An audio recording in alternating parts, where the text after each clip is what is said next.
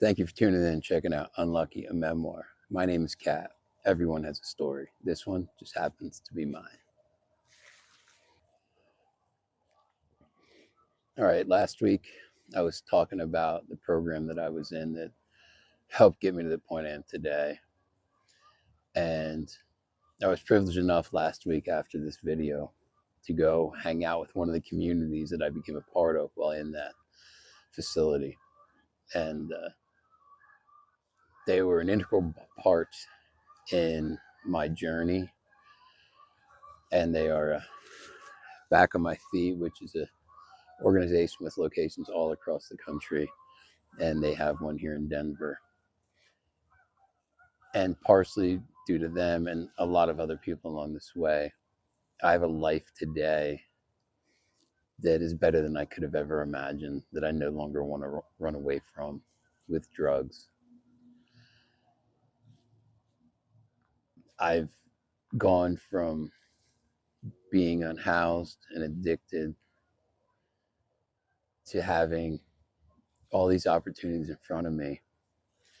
And I think that's the key, is we all get opportunities. It's just a matter of recognizing them, taking advantage of them, being willing to take advantage of them, and putting them into action.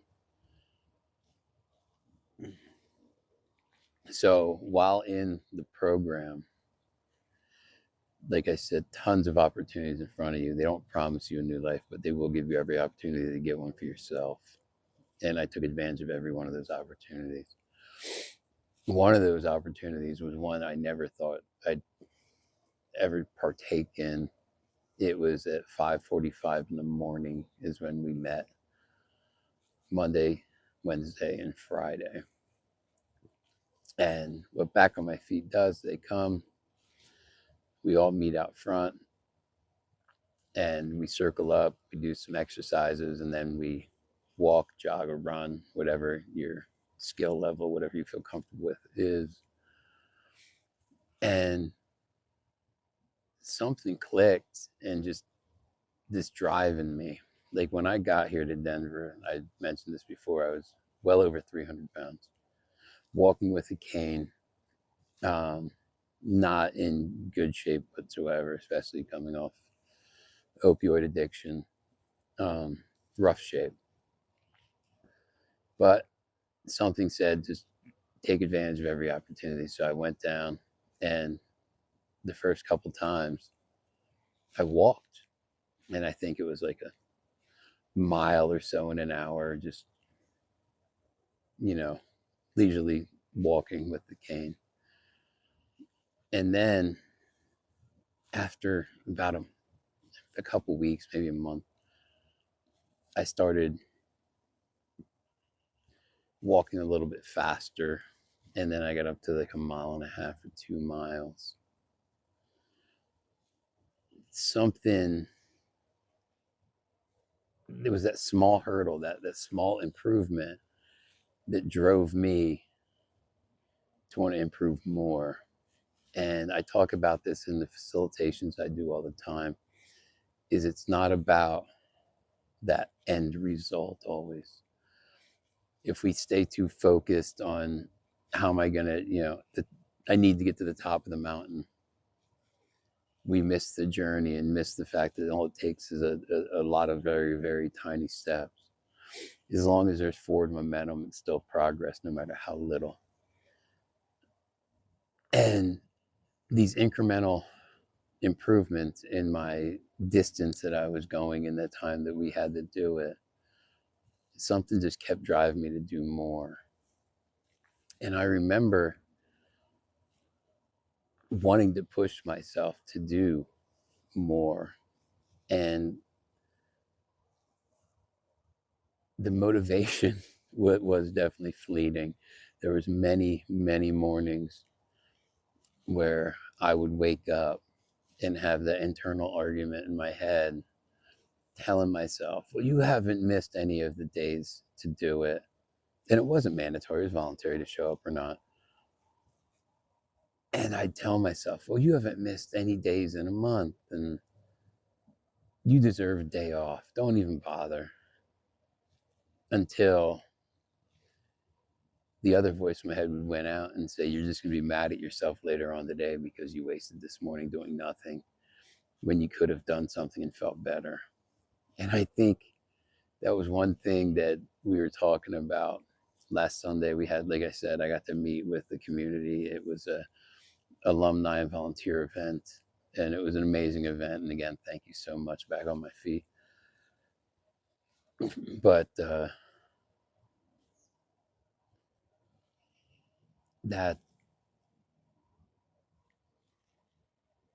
you can't get into going to the gym or exercise, any of that stuff. I mean, you can, but for me, I realized that anytime I went into working out, exercise, whatever it was, to look better, that motivation fell off really quick because the transformation process of looking better takes a lot longer than my motivation ever used to hold out. So I realized that this time I didn't do it to try to look better. The key for me was I wanted to feel better.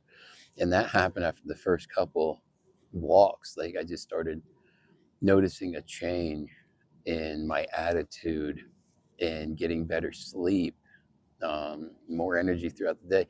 And the big part of that was we met at 5:45 in the morning. And when I accomplished these goals, first thing in the morning, the first thing I do getting up is accomplishing a goal. That's a win for the day, and it sets the rest of my day up for more wins. When I drag my butt out of bed, tired and not wanting to do anything, that sets the pace of the rest of my day. If I don't change that along the way, I'm going to drag that whole day and not have a good mood. It's going to affect my relationships. It's going to affect the people around me. It's going to affect me, productivity. It's going to affect everything. So setting these goals was huge, and achieving these, and they're not monumental goals. They were these tiny little achievements of let me get a half mile more into my jog today, because like I said, I started out walking and struggling, and then it got to the point where I realized that I could get 2 miles in, but if I wanted to get more, I had to actually start jogging. I couldn't just walk faster. So that's what I did. I pushed myself to do a little bit more, and that soon became, well, now you want to get 2.5 miles in. So I jog a little bit faster. And then I think I hit 3 miles in the hour's time or so that we had to do it. And then I realized that was the max I could get unless I started to run. So that drove me to start running portions of it and pushing myself to the point of like the chest burning, wanting to explode. And I used to joke that I've never run in my life unless the police were behind me. That's half joking. But one of the things that they did every month was they used to have a timed mile. And I remember the first one not looking forward to it at all because I knew it wasn't going to be good. And that first one was 19 minutes, almost 20-minute timed mile. And didn't feel good. It didn't feel good to see that number. So along with improving my distance, I wanted to improve my time. So I remember pushing myself all month in improving my distance, improving my time until the next time mile, and it dropped significantly. And I think I started in May, and by August, I had hit 100 miles running 3 times a week.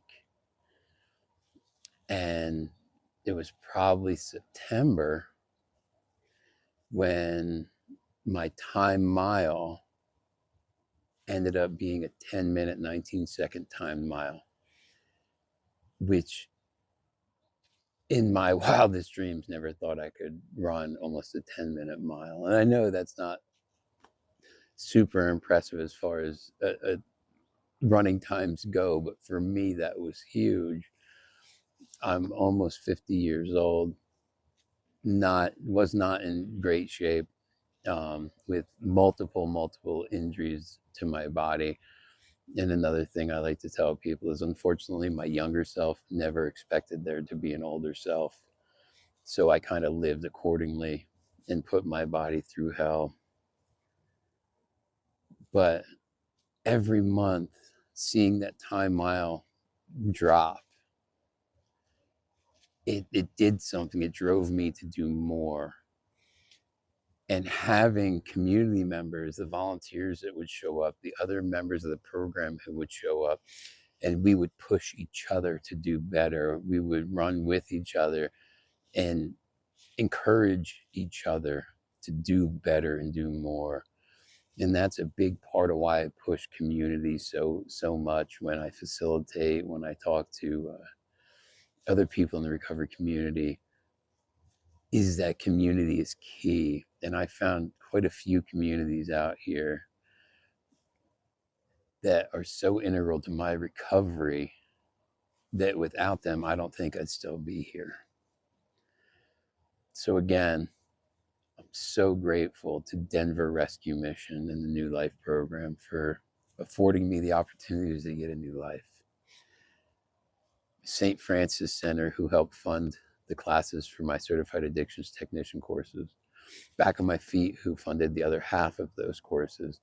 And not just that, they funded a healthier lifestyle for me and a healthier life. There were so many people along the way, and especially through that New Life program that I met, that were so integral in pushing me towards my goals. And not pushing me, but encouraging me towards my goals. And again, like I said in the beginning, I have a life today that's better than I could have ever imagined. I couldn't have dreamt it because it didn't exist. It was never even a speck on the horizon that I could possibly see. Sometimes we don't know where the plan that's for us is taking us, but today I have faith that it's somewhere better. And with that, I want to thank you all for following along on this journey and watching these videos every week. It means a lot to me. I guess happy Halloween. I hope you all had fun last night. And with that, I'll catch y'all next week.